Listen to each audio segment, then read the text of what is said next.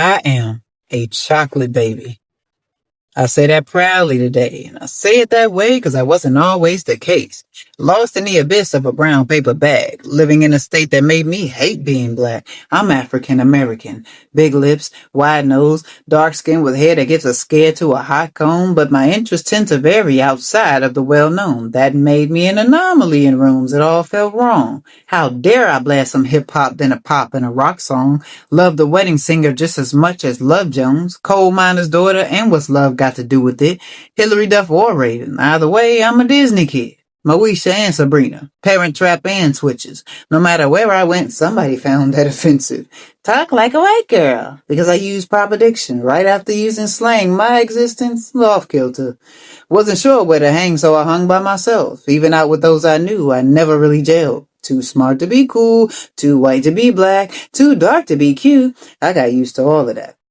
Willie Lynch in full effect, my people made it law. Had me saying I was brown, calling darker people tar. Idolizing lighter tones, wish my coily roots were straight. Unspoken but the norm being raised in VA. If a white person and myself were walking the same way, I knew to keep my distance and give them space. On the sidewalk, I'd naturally get out of the way, and that wasn't taught. I felt safer that way. Did my fair share of wrongs, plus a few extra, in hopes to get an inkling of attempt to accept her from anyone, the person inside underneath costume jackets, so absorbed by the theater.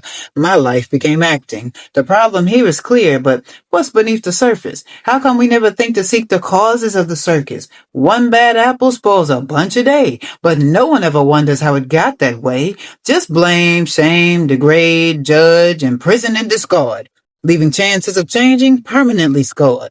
Possibly impossible in group-thinking minds, unequivocal truth in communities like mine. Trauma comes up last while criminal is first. It's easier to mask than dig up the dirt. The part that's forgotten is that's how this works in a system designed to cripple your worth, distort your thinking, keep yourselves as a target, make your struggles a commodity you buy from their markets. Notice how cultures are seen as problems, promoted as riddles with no answers to solve them. Spin the block on who's to blame for pushing the drugs, protecting themselves by framing us.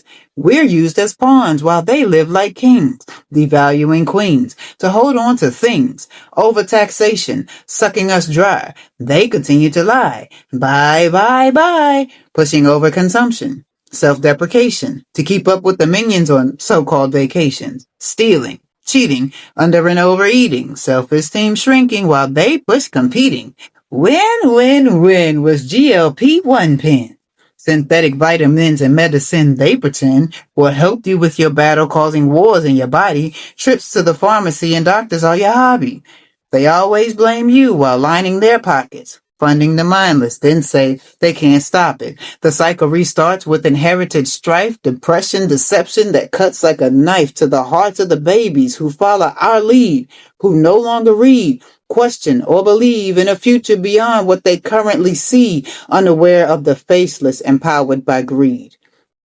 Motivated by keeping accounts in the T's and the B's, depleting resources they'll actually need. It's up to all of us to stop the repetition, take back the energy they take and we give them.